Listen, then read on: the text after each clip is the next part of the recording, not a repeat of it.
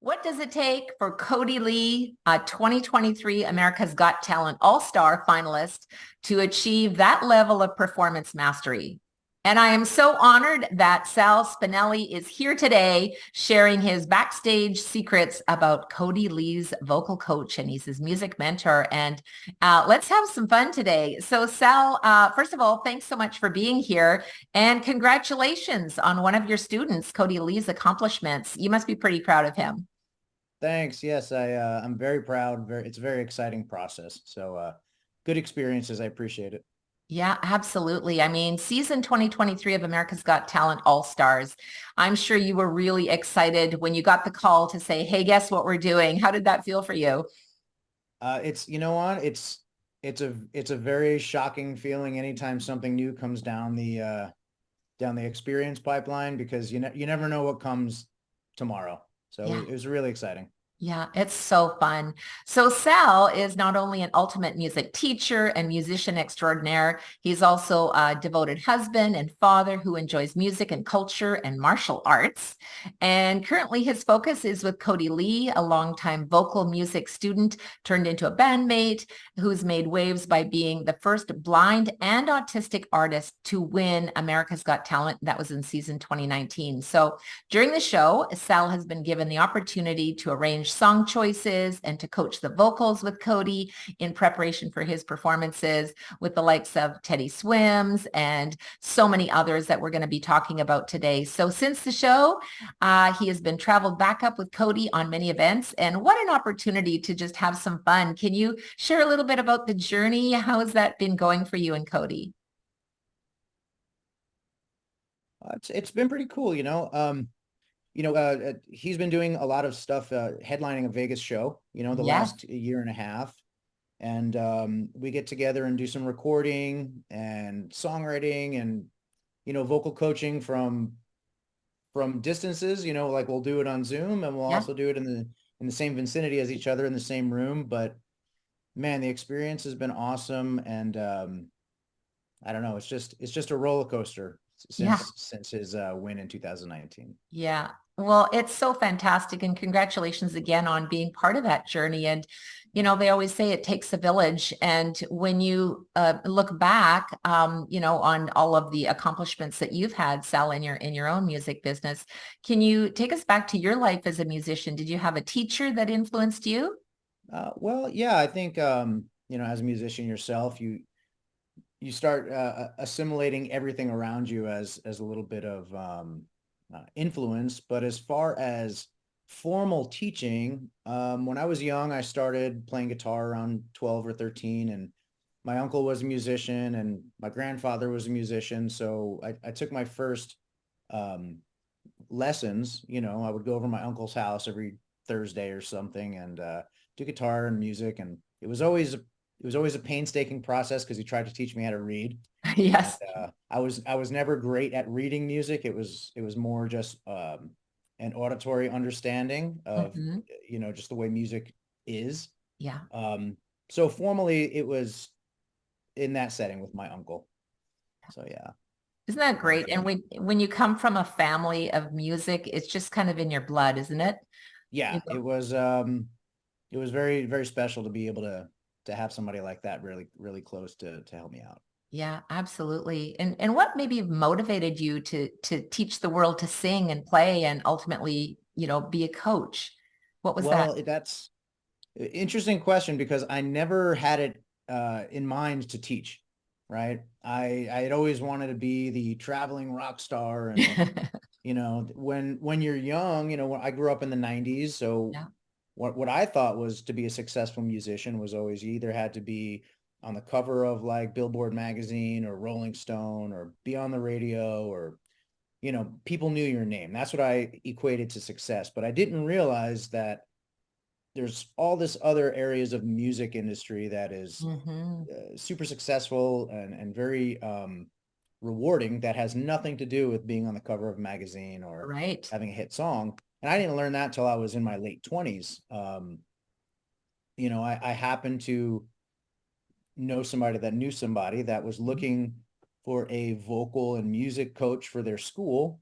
Hmm. And I ended up, um, you know, meeting up for a talking session about, hey, let me see if I can come in there and help you guys out. And that was the start of where I learned how to teach music. Yeah. So It, it you was know, by it's chance. and it's so interesting because I think sometimes our path is just kind of laid out before us, especially when we're in the music business. Even as I look back, I started teaching at the age of 16, never thinking, oh, someday I'm going to build a global music business center. This Right. is going to be, we just, our path is just kind of woven in front of us. And then we have an opportunity as musicians to take that step and to explore that path and see where it's going to take us. And when you look back, I mean, you've been a musician for most of your life. What are maybe some of the highlights that you go, that was kind of a cool adventure, and you performed with bands and writing and recording. What are some of the things that you've really enjoyed the most? Man, I think it's a love hate. I love all the moments, but I hate all the moments, right? Um, I definitely appreciate early on being able to do the independent thing with a band when you're young, and just go on tour funded by yourself, and hit all the major mistake mile marks you need to hit, like running out of gas, not having enough money, um, 3 shows in a row fall through, the axles breaking on your trailers, things like that, all that happening, Yes. to saving up money with all your friends. Oh, we got to save $5,000 to record a record and go in the studio. Little did we know 20 years down the road that you can make an album on your computer in your house for, the price of a laptop and some time. Yep. But that was exciting, getting to work with some really, really well-known producers and musicians and mixing artists and stuff along the line. And then, of course, watching when you start teaching, and obviously that you're very familiar with this, Yes. it's a completely different kind of gratification when you Yeah. uh, teach somebody something and watch them achieve their goals, whether it's learning how to sing just so you can do a song at a karaoke bar one Yeah. night, or winning America's Got Talent. When you Yeah. see somebody do something they desire, no matter how big or small, it's kind of a rewarding experience for music. So I think there's so much excitement across my whole experience.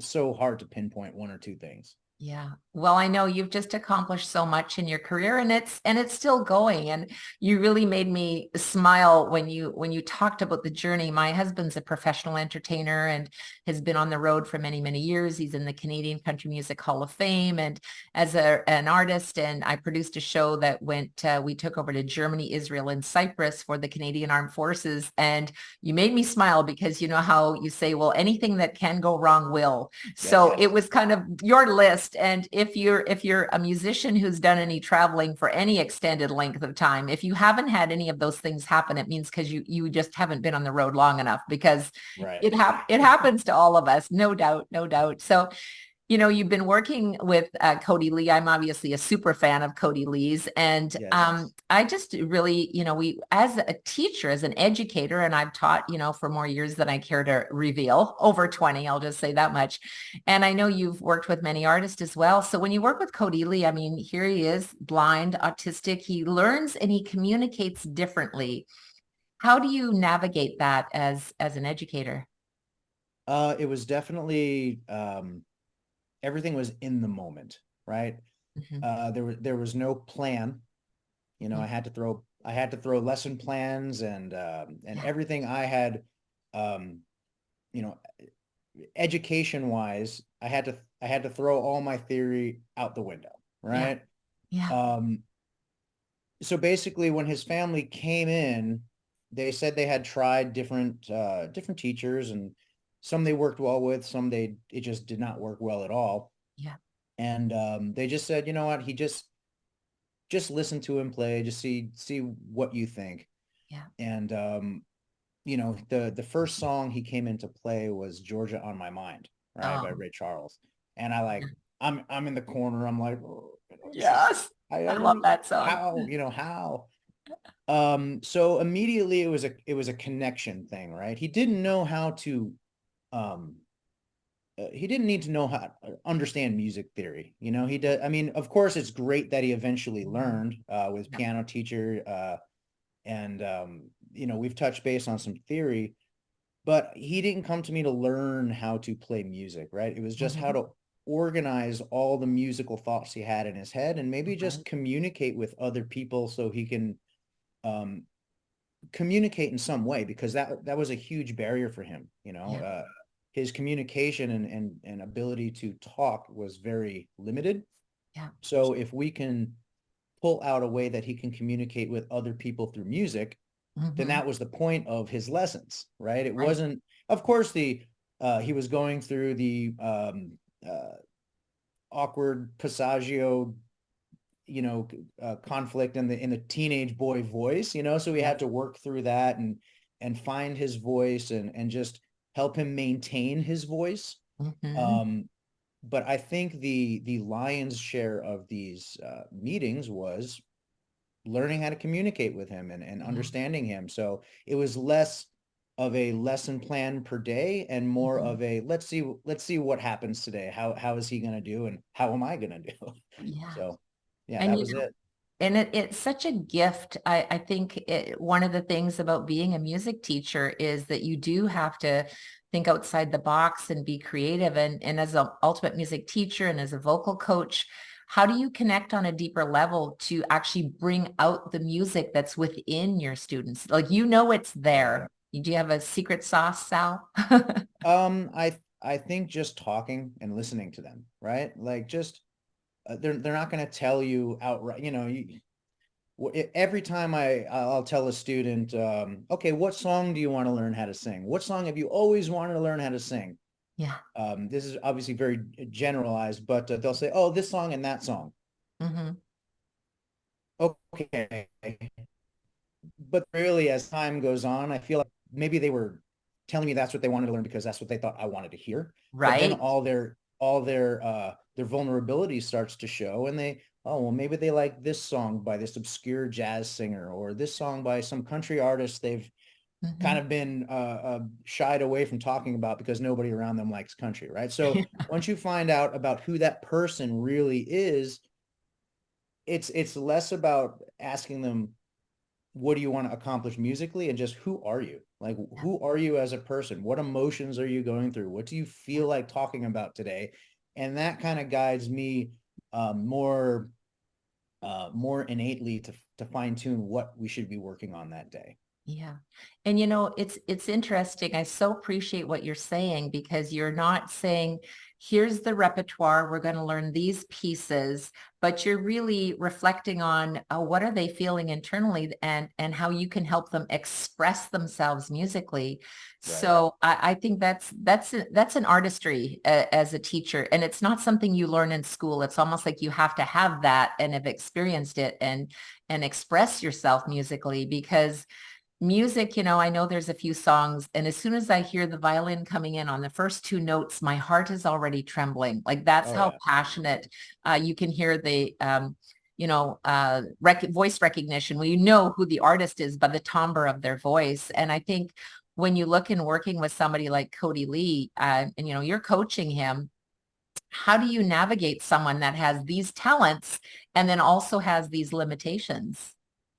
Well, it's a really good question because it changes daily, right? Yeah. Again, if you and I are sitting in a room and you come in for a vocal lesson today, or I go to you for a vocal lesson, Yeah. I can tell you, you know what, my chest is hurting a little bit today, or I had a bad morning.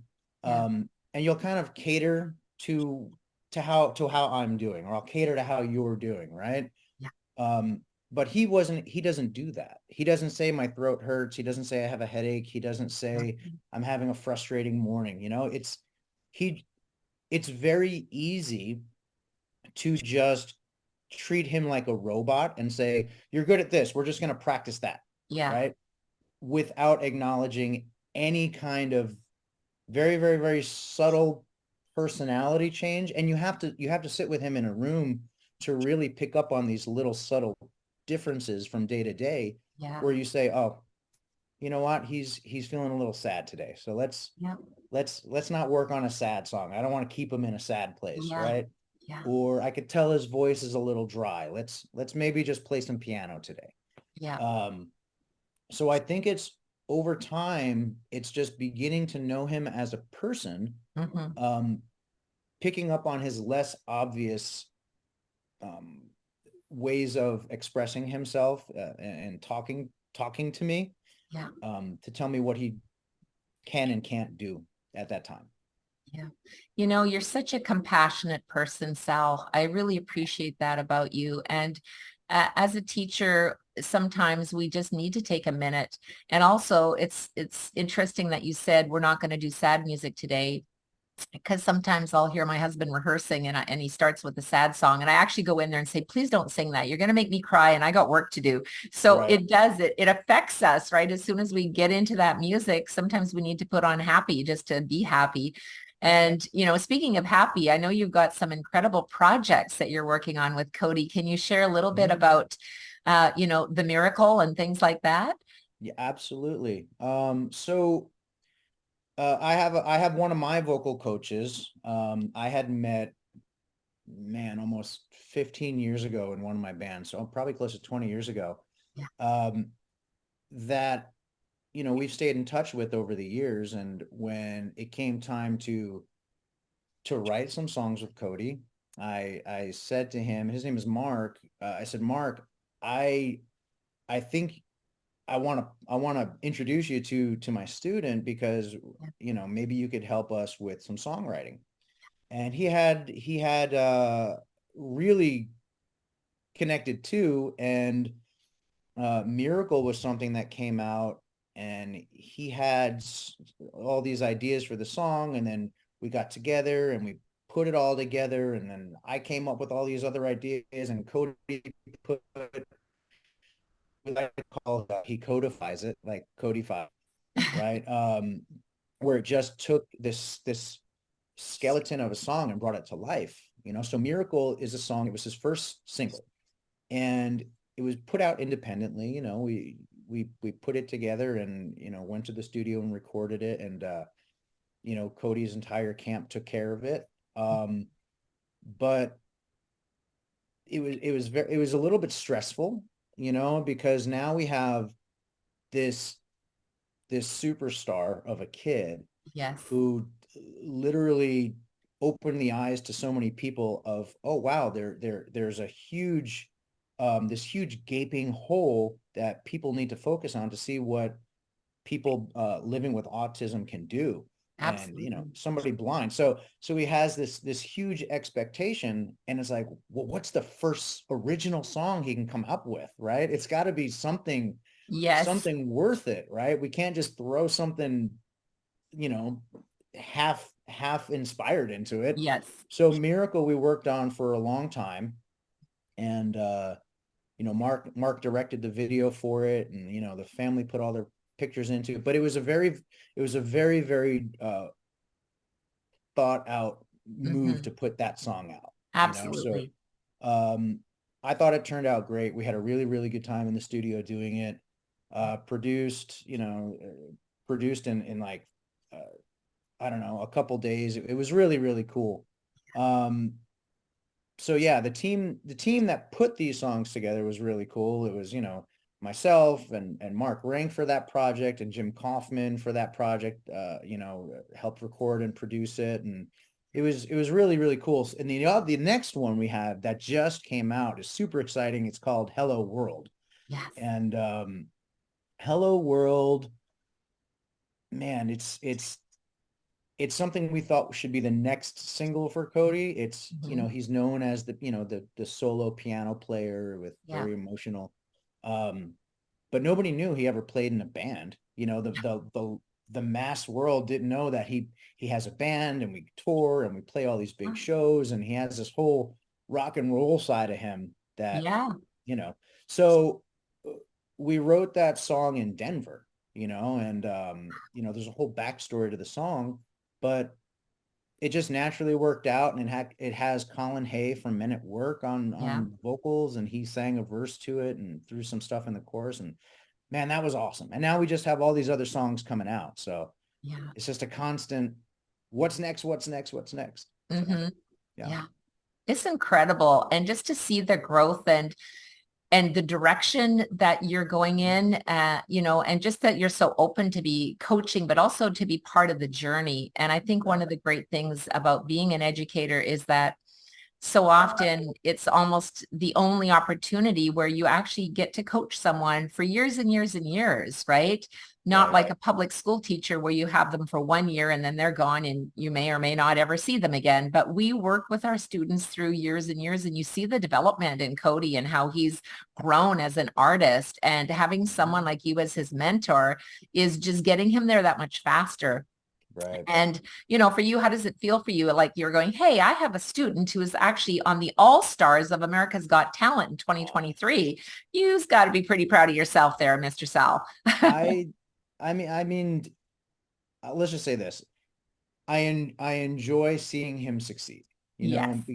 From the time we met him, in 2015 or 16, whenever it was, 24, I can't remember. It's been almost 10 years. Just seeing the growth, whether he won America's Got Talent or not, or even got on America's Got Talent, he has a career, right? Yes. This person who people might have written off as just somebody that's going to need help from his parents the rest of his life. He has a career. Yes. So in any capacity of seeing him succeed is success. Yeah. So it makes me feel very, very, very excited and very grateful to have worked with him, because you can see a major transition in somebody's life just by being vulnerable with them. Yeah. But yeah, now to boast a little bit, seeing him on the show like now is just awesome, right? Because he's getting all this great credit that he deserves 100%, and seeing the world appreciate that and recognize him that's awesome. Yeah, it's so great. And I had the privilege to interview Yi Ku, who is his piano teacher. And, she shared how he is, he's playing these incredible classical pieces, and then it comes to, learning, one measure, phrase at a time, one page at a time, and putting the whole, performance together in classical, as well as exploring new music and jazz music and all these different genres. And that's the true making of an artist. And I think one of the things I really want to recognize is the support of his mom, because as a parent of children who are musicians as well, I know the dedication of sitting for myself. My daughter, Sherry St. Germain, is a producer in Las Vegas, a musician as well. And she started when she was 3, and I would sit with her. I was not her teacher, but I was her coach, if you want to call it that, the parent, and the dedication to supervising the practice time. It's a huge thing. And I think it's a triad. It's a major triad. It's the teacher, it's the student, and it's also the parent supporting that child. And I don't think that ever ends. And I know for yourself, life is busy for you. And in addition to a traveling musician, you also have a family. And what else keeps you smiling when you're not doing music? Well, my wife and my son are the head of what my life is, and my wife's very patient because I have a very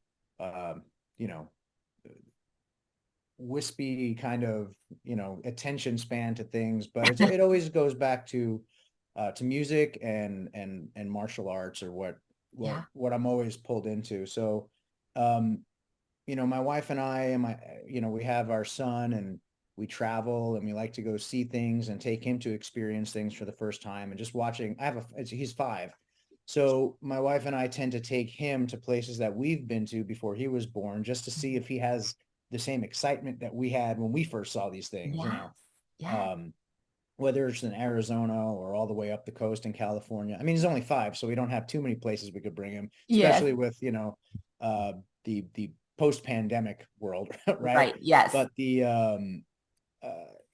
that's basically it. Just staying at home most of the time, having the ability to travel with my family. And then I own a martial arts school, and that was my second passion in life. So I spend time at the jiu-jitsu school. Yeah. How cool is that, right? It's completely both ends of life, but it works out. Yeah, it's amazing. It's amazing. I mean, congratulations on all of the above. Now, before we started recording, you were talking about your dog and birds. Now, Yes. can we go there? Like, tell me Yeah. about the dog and the birds. So, when my wife and I got engaged, she wanted a bird. You know, Mhm. she's always loved birds. So we got a little pineapple conure, Oh, and cool. after about, 2 weeks, we realized he's lonely. So we got a second pineapple conure. So we've had them for, 8 years now, 9 years. Wow. And we have a dog who is a 1.5-year-old golden doodle. Oh, cute. And she's adorable. Her name is Dorothy, named after Dorothy Gale, from Wizard of Oz. Yes. Um, and yeah, that's what we had. Two desert tortoises, but one didn't make it, and the other one ran off, probably because the other didn't make it, and he got sick. Yes. so so yeah, that's our zoo at the house. Yes. But yeah, Well, it sounds like that's a it. lot of fun and a lot of creativity and a lot of great memories that you're making too with, with your son and your wife. And those are such important memories. My Yeah. advice to you is to take lots of pictures because sometimes we forget to capture those moments, and then they're kind of gone. So in the olden days, we actually had to have a camera and then you'd have to go get the pictures developed. And I'm glad that we did at the time because now I can go back and look at them. And now everything has to be on there. Oh, yay, you have a real camera. I do. I'm Yeah, glad to it's see it's that. it's digital. It's Oh, it's digital. but still, it's nice to have those memories Yeah. and get some good pictures. And it was just so great to just chat with you, Sal. Thank Yeah. you for sharing your story. Wishing you massive success and continuing your musical journey. And, you bring so much joy and music into the lives of millions of fans. And it makes the world a better place. And for that, I truly Thank want you. to thank you so much for joining me today. Yeah, thank you for having me. It's awesome to talk about this stuff. I appreciate you, and great website, by the way, ultimatemusictheory.com. I've Oh, well, thank you. I I've been really navigating appreciate it. it for a little bit. Yeah. Yes, yes. Well, you were chatting about music theory and I'm like, I'm your girl. I'm your girl. That's and Yes. it's interesting because when we talk about musicianship, myself, I, was started teaching at 16. I didn't like music theory. I didn't understand music theory and it frustrated me. And it's sometimes things that frustrate you as a musician is it makes you do one of two things. You either quit or you create a solution. And so I decided to create a solution. And that's kind of what put me on my path. And Yeah. I think one of the things too, when you were talking about when Cody and actually all musicians, when you learn music, you are learning music theory because you technically can't even sing two notes if you don't understand that there's a difference in pitch, whether it's a major third or minor third or whatever you're singing, right? So Right. we all learn, even if they say, I don't like music theory. I'm like, well, you do because you You like music. do. So it's a Yeah. lot of I fun. mean, I have had a lot of students and that I relate to very, very, very closely because I was never really good. Retaining how to read music was Yes. always a burden to me, right? Yeah. Like a second language, I always had to like practice it and practice it and practice it. Yeah. And eventually I'm like, this is not my thing, right? Yes. But understanding theory, wanting to understand theory, I had to learn to read music to put it all together, right? Yeah. But 100%. I don't know. There's a guy, his name is I don't know if you know Jacob Collier or Mhm. Collier, however, like we'll just sit there and just drool over his videos, just the way he talks about things. And I don't Yeah. know. There's so much cool stuff with music theory that, people It do not is. need to gloss over it. Yeah, that's important. Absolutely. And so can you share where people that are looking to maybe connect with you further, the name of your website? Yeah. If you go to salvatorespinelli.com, that's salvatorespinelli.com. Sounds exactly how it's written out right now. And I'll be posting it in the show notes as well. So you guys can Awesome. just click through and get all the insights because you never know, you might be on the next America's Got Talent. So I want to say again, thanks so much for taking the time to share the inside stories. Life on the Road with Cody Lee, America's Got Talent 2023 All-Star finalist. Yay. Thanks again, Sal. Appreciate you. Thank you. Appreciate you too.